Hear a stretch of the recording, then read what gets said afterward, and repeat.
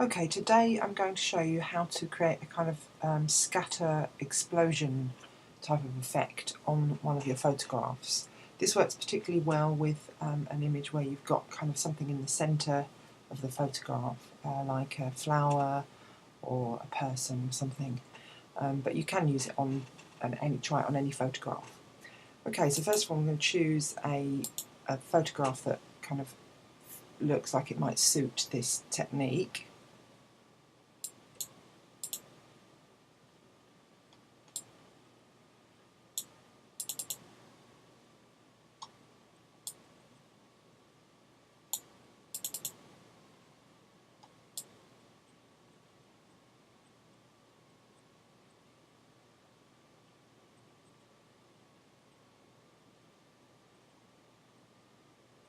Okay, so this is quite a good one. There's quite a lot of space around the central item.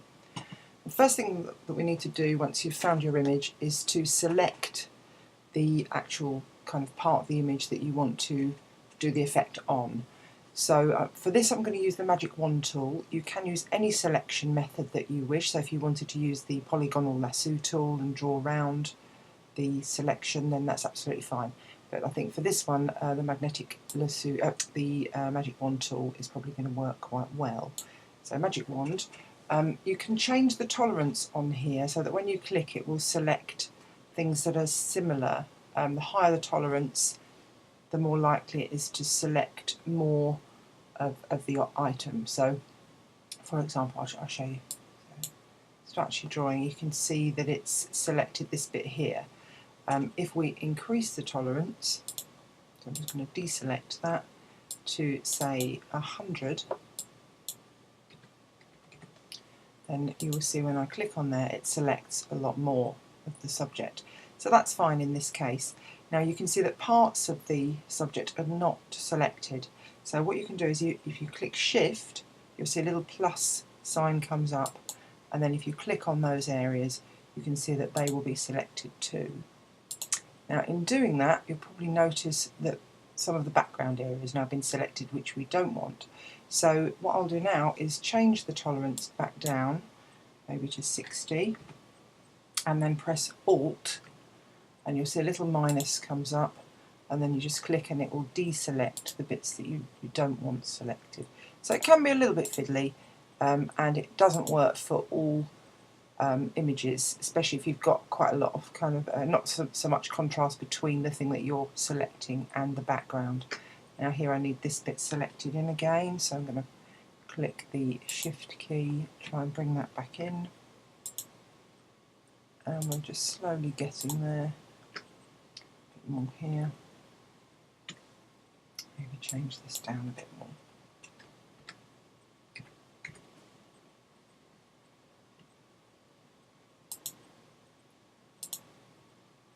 Need to be a bit patient with this, but it can be quicker than drawing around something. Now the selection for this doesn't have to be absolutely perfect at all, but that's not bad. Okay, so once you've selected there, just click on the marquee tool because that's the one that you're going to need next. And now make sure that we're on the background layer here, and I'm going to now select to make a copy of that. So I'm going to go right click, layer via copy, and you'll see a new layer has come up, and that has just got the selection on there. So if we click on the eye symbol here, you'll see that the second layer is just the flowers. Okay, now be on the background layer here and select the rectangular marquee tool, which I've selected here already, and now we're going to draw around your flower or your subject with the marquee tool, making sure that you include all of that in there. Okay. And now the next thing does take a little bit of time sometimes. Hopefully on your computer it will be a bit faster than mine. And you're going to right click inside the selection and then you're going to click Fill. Make sure that Content Aware is listed here and click OK. And at this point now you'll see it'll come up and tell you how far it's got with the progress on that, and that may take quite some time. So while that's happening, I'll just explain a little bit more about the process to you. Okay, so what you're going to be doing in a moment is a little bit more complicated in terms of kind of layering, where you need to be on your layers here. So make sure that when you're watching the tutorial, you do watch very carefully which layer I'm actually working on, because there's quite a lot of steps to this. As you can see, it is taking quite some time to load.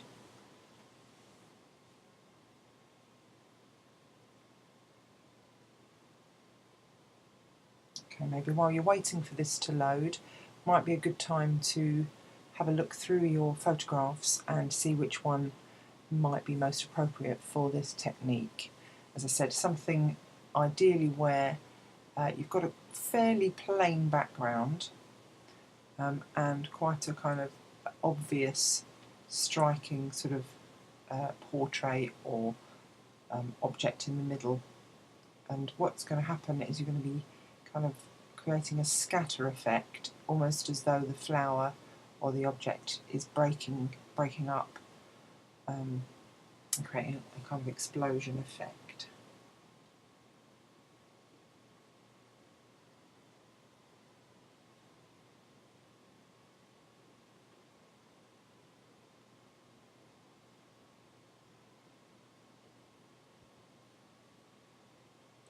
And while we're just waiting, just coming over to this area here, these two squares of black and white, you will be needing to switch those around from black to white a few times during this tutorial.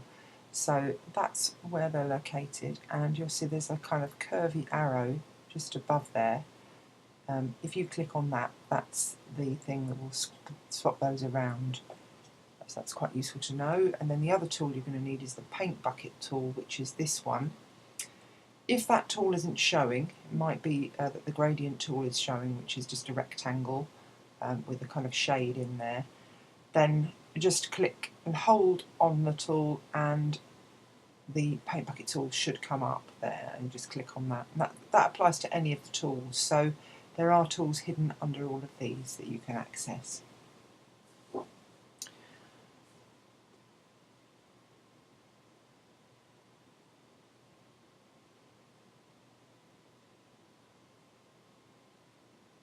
Hopefully your computer will be a bit faster than mine and your fill layer will load a bit quicker.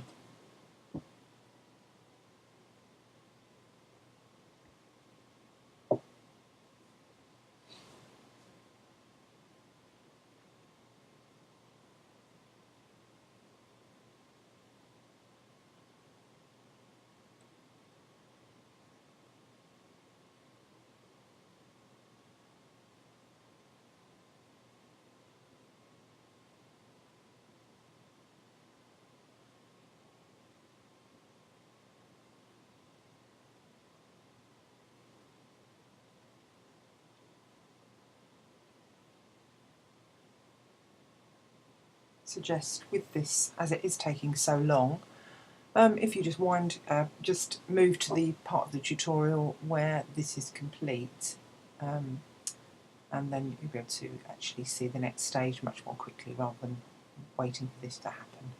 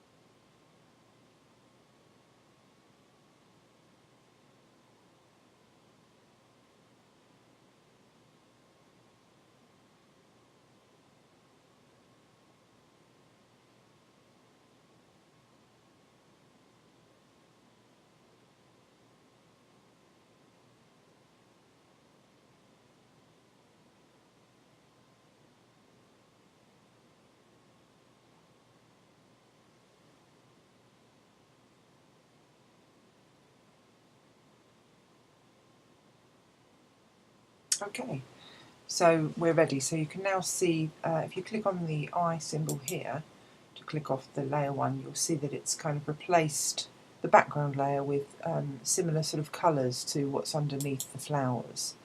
Okay, and that will become useful later. So next thing is to duplicate layer 1. So just be on layer 1, right click, duplicate layer, and then OK. Okay, and now return to being on layer 1 and make sure your marquee tool is selected. Now what I'm going to need to do for this is to just zoom out a little bit. So click the zoom key and then Alt and then click. Okay, and so now what we're going to do is right click inside this selection, making sure we're clicked on the marquee tool, and we're just going to go free transform here, and then I'm going to click the edges of this here and drag so that the flower layer that I'm working on is moving, so it's kind of growing, getting bigger and expanding into the background. Okay, and the reason I'm doing that is because that's the area that we're going to be able to create the scatter effect onto. So you want that to be reasonably kind of big, a big area, otherwise sometimes it can cause problems. But I mean, you can experiment with it and you can see what works best for you. That looks as though that's going to be reasonably okay, so I'm going to click Enter to apply that transformation. And my computer's being a bit slow again. And now I need to be on layer 1, but first of all I'm going to zoom back in again so that I'm not seeing all that distracting kind of the lines in the background there. So now I'll be on layer 1 and we're going to add a mask. So just come down to the bottom of your palette here, click the mask there, and you'll see that that actually shows the area that is selected there. Okay, now we're going to make sure black is our foreground colour here, and then we're going to select the paint bucket tool and we're going to click in the middle of the image and it's going to fill that mask with black there. Now we're going to select layer 1 copy and add another mask. So here, so we have 2 masks now in both the layer 1 and layer 1 copy. Now I'm going to select the brush tool, which is this one over here, and you need to watch this bit carefully. I'm going to click on this little arrow here and find the little cog in the right hand corner there. Click on there and we're going to find square brushes. Okay, so the effect works quite well with square brushes. Okay, and then OK to change that. Now I've already got that selected. We'll start with a brush size of maybe 18. So if you just select the brush size 18 here. And now at the top here, this is toggle the brush panel. Okay, so click on there, and then what we can do is we can change things here. So we can go to scattering, click scattering, and we want to make that 1000%. Again, once you've kind of learned how to do this, you can play around with these things, see what effect that has. Count, we'll leave it on 1, and count jitter 100%. And then we're going to click on Shape Dynamics here, and we're going to have size jitter, we'll say let's 90%, just as a starting point. Again, you can alter this and see how that affects your image later on. Minimum diameter 0%. And now what we want to do now is to just get rid of that so that we can see what we're doing, and we're going to start using the effect now. Okay, so it needs to be selected on here, and you'll see as I'm drawing with the brush, it's kind of eating into the flower, almost like it's kind of breaking up the surface of the flower. And you can change your brush size by just clicking on the square or kind of arrow keys on your keyboard to change the brush size quite easily. And you can see I've got kind of a larger brush size coming up here, and then maybe make that a little bit smaller. And so you can play around with this. I suggest that you kind of practice it first. Don't worry if your first attempt doesn't work very well, because it is quite a sort of tricky thing to kind of make the effect look good, but when it does, it's worth the effort. Okay, so make the brush size a little bit smaller again, so you get the kind of sprinkled effect, if you like. Okay, and then you can obviously go into the middle of the flower and maybe do some smaller scatterings there, and kind of really use lots of different brush sizes. It is easy to overdo this, but then it's also easy to be a bit cautious and not kind of be bold enough with it. So just, you know, try and see what happens. I'm not going to spend too long on it because obviously you need to know what's happening so you can work on yours. Just a little bit more brushwork here on this one. You can go back and do more on this layer later on. Okay, so let's leave it at that for the moment. Okay, and now select layer mask 1, this one here. So when I say layer mask 1, you actually select not just the layer but the actual mask section here. We're going to change the foreground colour over here to white, and then we're going to actually start using the effect, and it's going to bring some light areas into the background. So it's kind of like the flowers broken up and scattered its pieces around the background area. Okay, and just keep playing with that and see what you think. You know, it might be that you like a small amount, or you might want to do something a bit more dramatic. Okay. And again, think about changing the size of the brush to see if that works, see what effect that creates, see if you like that better.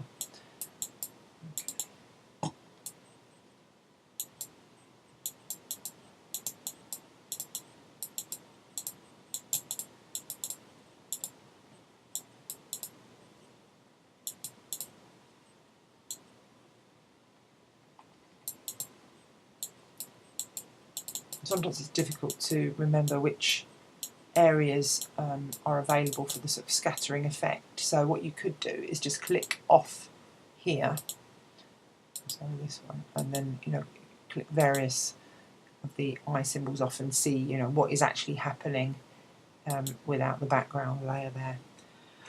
Okay, so obviously work on that, try different things, and you can, as I said, switch between the two. So you can go back to this one, change it to black again, and start kind of removing more from the flower area. If you want to bring that back in where you've put too much in there, you can go back by clicking on the white there. Okay, so if you feel like, oh no, I've done too much in that area, I'm going to remove that. That's fine, you can do that. And then also on the other layer, you can do the same thing. So you can start painting back in the areas that you've scattered too much. There we go. Okay. So you can hopefully get the idea from that. Now, the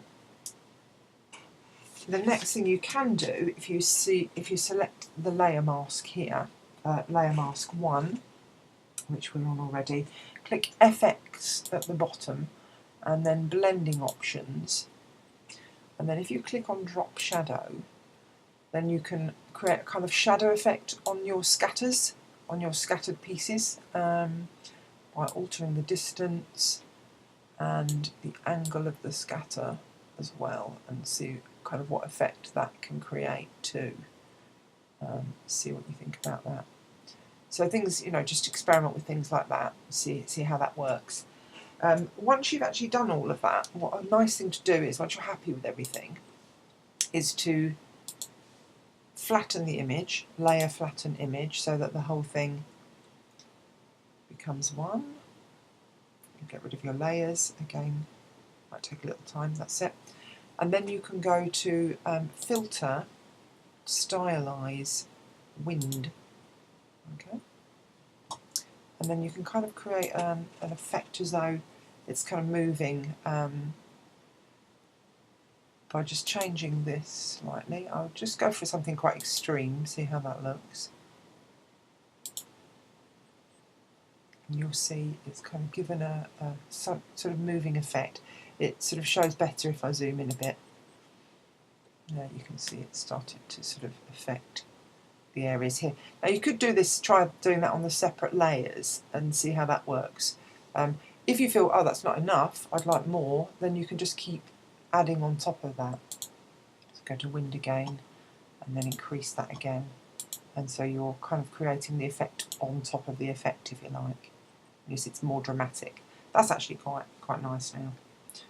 Okay, so I think that's pretty much the whole thing. So have a go at trying that out on your images and see how you get on.